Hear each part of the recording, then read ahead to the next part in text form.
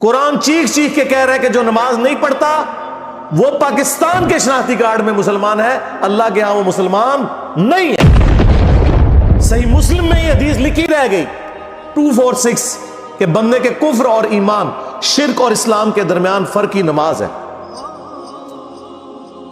یہ حدیث مسلم میں ہی لکھی رہ گئی کہ ابن مسعود رضی اللہ تعالیٰ عنہ کہتے ہیں کہ جماعت کے ساتھ نماز پڑھنا یہ سنت خدا ہے، یہ تمہارے نبی کی وہ سنت ہے جو اللہ نے انہیں عطا کی، اگر اسے چھوڑ دو گے تو برباد ہو جاؤ گے۔ رسول اللہ کے زمانے میں اگر کوئی بیمار بھی ہوتا اور 2 بندوں کے سہارے مسجد میں آ کے نماز پڑھ سکتا تو اس کی کوشش ہوتی کہ میں مسجد میں جماعت سے نماز پڑھوں، کہیں مجھے منافق نہ شمار کر لیا جائے۔ جماعت چھوڑنے پر رسول اللہ کے زمانے میں سمجھا جاتا تھا صلی اللہ علیہ وآلہ وسلم کہ بندہ منافق ہے۔ صحابہ کرام کو، اہل بیت کو کب معلوم تھا کہ ایسی امت بھی آنے والی ہے جو آپ سے بڑا عشق رسول ہونے کا دعویٰ کرے گی اور نماز ایک نہیں پڑھے گی؟ تو وہ کہتے یار یہ تو بڑا آسان اسلام ہے۔ تو یہ حدیثیں تو مسلم شریف میں لکھی رہ گئی، پریکٹیکلی کس نے عمل کیا اس کے اوپر؟ یہ حدیث ترمذی میں لکھی رہ گئی کہ ہمارا اور منافقین کا عہد نماز کی بنیاد پہ ہے، جس نے نماز چھوڑی اس نے کفر کیا۔ یہ صحابہ کرام علیہم رضوان کا فتویٰ ترمذی میں ہی رہ گیا۔ عبداللہ بن شقیق تابعی کہتے ہیں کہ صحابہ کرام علیہم رضوان تارک الصلاح کے سوا کسی کی تکفیر نہیں کرتے تھے، صرف بے نمازی کو وہ کافر سمجھتے تھے، باقیوں کو وہ تمام غلطیوں کے باوجود مسلمان تصور کرتے تھے۔ اندازہ کریں، یہ ترمذی میں لکھا رہ گیا جناب۔ ہاں،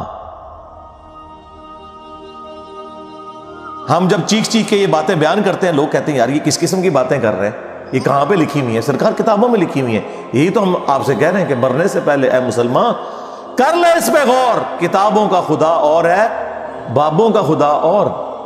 یہ حدیث ابو داؤد میں ہی لکھی رہ گئی کہ بچہ جب 7 سال کا ہو جائے تو اسے نماز کا حکم دو، اور نہ پڑھے 10 سال کی عمر میں اسے سزا بھی دو، اور 10 سال کے بچوں کے بستر بھی الگ کر دو۔ یہ ابو داؤد میں لکھی رہ گئی حدیث۔ عمل کس نے کیا؟ یہ حدیث ابن ماجہ میں لکھی رہ گئی کہ نبی علیہ السلام نے فرمایا اے معاذ، اللہ کے ساتھ شرک نہ کرنا، خواہ تمہارے ٹکڑے ٹکڑے کر دیے جائیں، تمہیں قتل کر دیا جائے، سولی دے دیا جائے، یا آگ میں زندہ جلا دیا جائے، شرک نہ کرنا۔ یہ پہلی نصیحت۔ اسی حدیث میں دوسری نصیحت، نماز نہ چھوڑنا۔ تمہارا اللہ کے ساتھ عہد نماز کی بنیاد پہ ہے، اگر تم نے نماز چھوڑ دی تو اللہ کا ذمہ اٹھ گیا تم سے۔ اور تیسری چیز فرمایا شراب نہ پینا، یہ تمام برائیوں کی جڑ ہے۔ تو یہ حدیثیں تو لکھی رہ گئی سرکار۔ یہ حدیث مسند احمد میں ہی لکھی رہ گئی کہ نبی علیہ السلام نے فرمایا کہ نماز قیامت کے دن نمازی کے لیے دلیل، نجات اور نور ہوگی، اور جو نماز نہیں پڑھتا قیامت کے دن نہ اس کے لیے کوئی دلیل ہوگی اللہ کے حضور بچنے کی، نہ نجات اور نہ کوئی روشنی، نور جو پولیس رات سے گزرنے کے لیے قرآن میں آیا نا، وہ نور۔ اور پھر نبی علیہ السلام نے فرمایا کہ بے نمازی کا حشر اسی حدیث میں آتا ہے، فرعون، قارون اور حامان اور امیہ ابن خلف کے ساتھ ہوگا۔ ہاں جی، کچھ بھی ہے تیرے محبوب کی امت سے ہے۔ محبوب تو پہلے ہی بتا گئے ہیں کہ بے نمازی تیرا حشر تو فرعون کے ساتھ ہونا ہے، تیرا حشر قارون کے ساتھ ہونا ہے، امیہ ابن خلف کے ساتھ ہونا ہے۔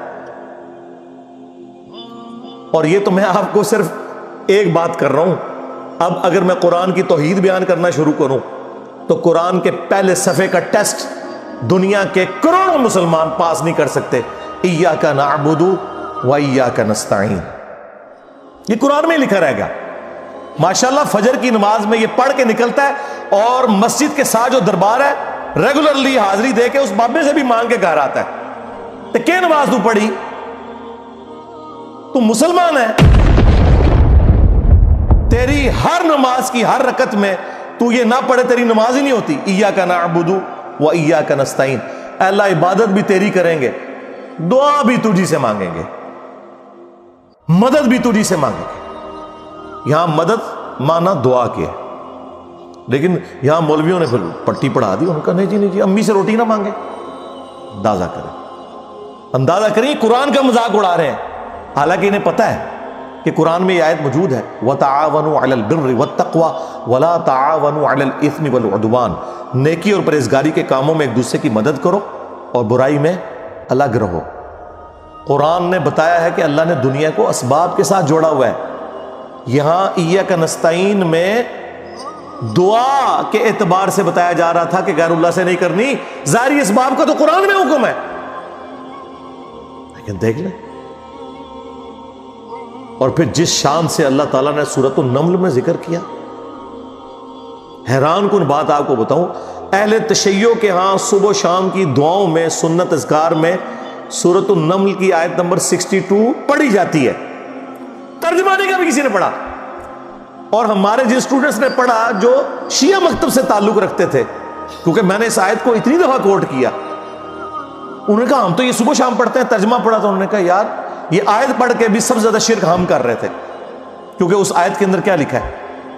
اَمَّن يُجِيبُ الْمُضْطَرَّ إِذَا دَعَاهُ، بھلا بتاؤ کون ہے جو تکلیف میں گھرے ہوئے شخص کی فریاد کو سنتا ہے، وَيَكْشِفُ السُّوءَ، اور اس سے اس کی برائی کو، تکلیف کو دور کر دیتا ہے، وَيَجْعَلُكُمْ خُلَفَاءَ الْأَرْضِ، اور تمہیں اگلوں کا خلیفہ کرتا ہے زمین پر، تمہارے ماں باپ کے مرنے کے بعد تمہارے مرنے کے بعد تمہاری اولاد کو. اَإِلَٰهٌ مَّعَ اللَّهِ، کیا اللہ کے ساتھ کوئی اور معبود بھی ہے؟ قَلِيلًا مَّا تَذَكَّرُونَ، لیکن بہت کم ہی تم نصیحت حاصل کرتے ہو. بالکل صدق اللہ العظیم، بہت کم لوگوں نے نصیحت حاصل کی. اس آیت میں کلیئر کٹ لکھا ہے کہ جو اللہ کے سوا کسی اور سے دعا کرتا ہے گویا وہ اسے خدا بنائے ہوئے ہے. یا علی مدد کا مطلب سادہ نہیں ہے، اس کا مطلب ہے کہ آپ نے مولا علی کو اللہ کے مقابلے پر خدا تصور کر دیا. نہیں جی ہم تو انہیں اللہ کا بندہ مانتے ہیں. نہیں جناب، قرآن تو یہ کہتا ہے کہ اللہ کا بندہ مان کے یا بغیر بندہ مان کے. جب تمہارا یہ عقیدہ ہے کہ اللہ کے سوا کوئی تمہاری تکلیف دور کر سکتا ہے، جی پیچھے اللہ ہی ہے، اچھا اللہ پیچھے رکھنے ہنستے ہیں. یہ دیکھیں حدیث میں لکھا ہوا ہے نماز کا طریقہ. اور نہیں جی ہمارے امام صاحب نے بھی تو وہی کچھ بتایا نا، پیچھے تھے اتنے بھی نبی علیہ السلام نے، نبی علیہ السلام پیچھے رکھنے کے لیے.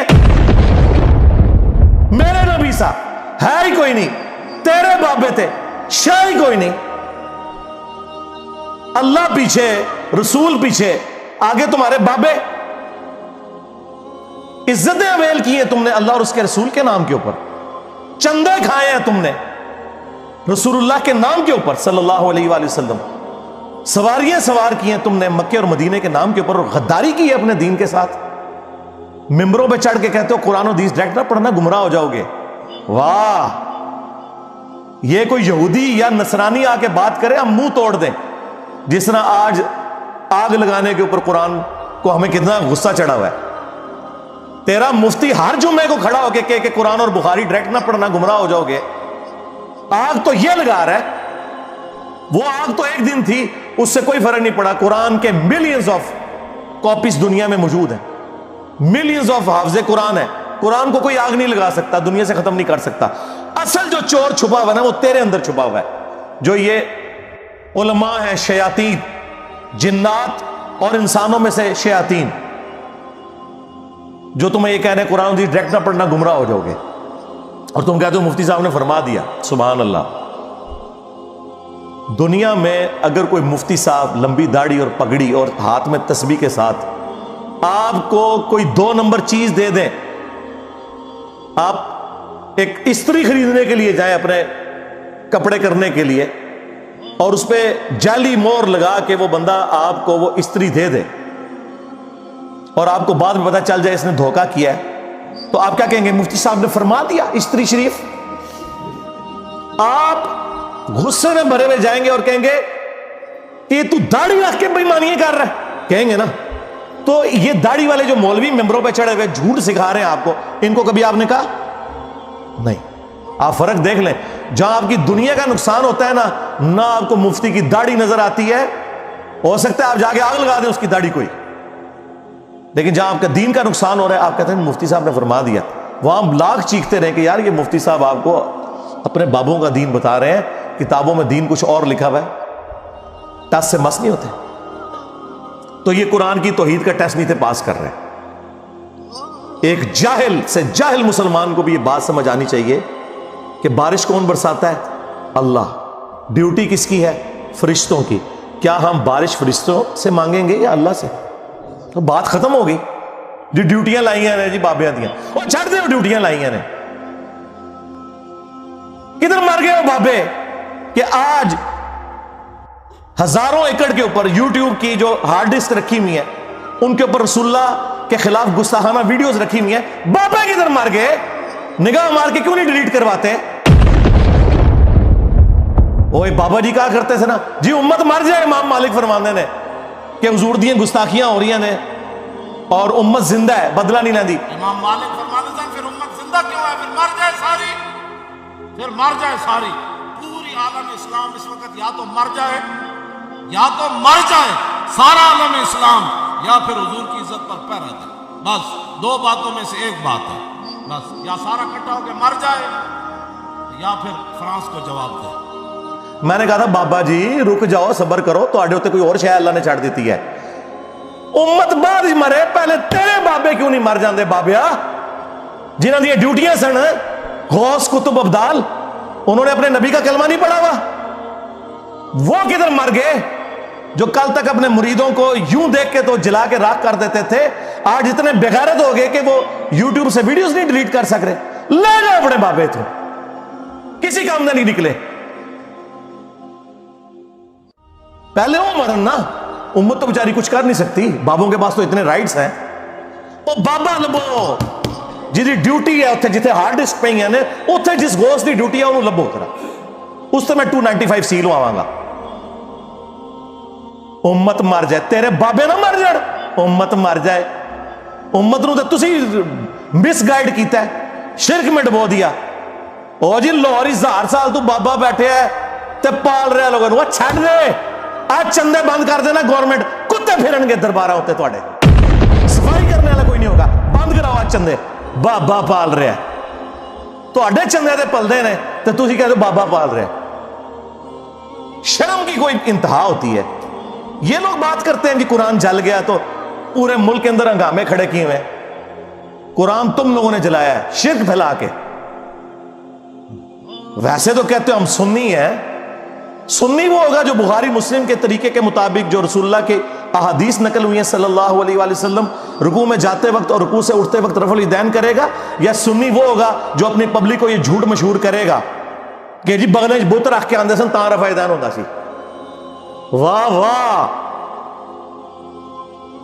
جس شخصیت کے ساتھیوں میں سیدنا عمر، سیدنا حمزہ، سیدنا علی جیسے دلیر اور اللہ کے شیر ہوں، اتنے لوگ بت رکھ کے تے حضور دے پیچھے آگے لوندے سر. اب گل کرنے لی کرو کوئی، سب کچھ جھوٹ نکلیا تھوڑا. قرآن کو آگ لگ گئی، تسی لائیے قرآن کو آگ. آپ لوگ دشمن ہیں اسلام کے. اس سے بڑی کیا دشمنی ہوگی جو لوگوں کو کہتا ہے قرآن و سنت سے جوڑو، اس کو کہتے ہیں جی یہ لوگوں کو گمراہ کر رہا ہے، ہمارے بزرگوں سے ہٹا رہا ہے. جی بالکل اعلانیہ میں کہتا ہوں کہ میں آپ کے بزرگوں سے آپ کی پبلک کو ہٹا رہا ہوں، اس لیے نہیں کہ اپنے ساتھ جوڑوں، کیونکہ نہ تو میری کوئی چندہ بک، نہ میرا کوئی مدرسہ، ہاں نہ میری کوئی مسجد. چندے آپ کو دیں، نمازیں آپ کے پیچھے پڑھیں. ہم توڑ رہے اس لیے نہیں ہے، آپ کے بزرگ ویسے اس لیے توڑتے تھے کہ کسی سے توڑ کے اپنے ساتھ جوڑیں. اصل میں نا انہوں نے یہی جرم کیا، یہ سمجھتے ہیں دوسرے بھی یہی کچھ کرتے ہیں. بندہ خود چور ہے نا، دوسرے کو ہی سمجھتا ہے. یہ آپ صحیح کہہ رہے ہیں، یہ ایسے ہی ہوتا رہا. لیکن آج جو شخص آپ پہ اللہ تعالیٰ نے مسلط کیا ہے نا، یہ شخص آپ کے بزرگوں سے توڑ کے اپنے ساتھ نہیں جوڑ رہا، یہ اس کے ساتھ جوڑ رہا ہے جس کی قبر مدینے میں صلی اللہ علیہ وآلہ وسلم. صلو علی محمد و آل محمد، اللہم صلی علی محمد و علی آل محمد.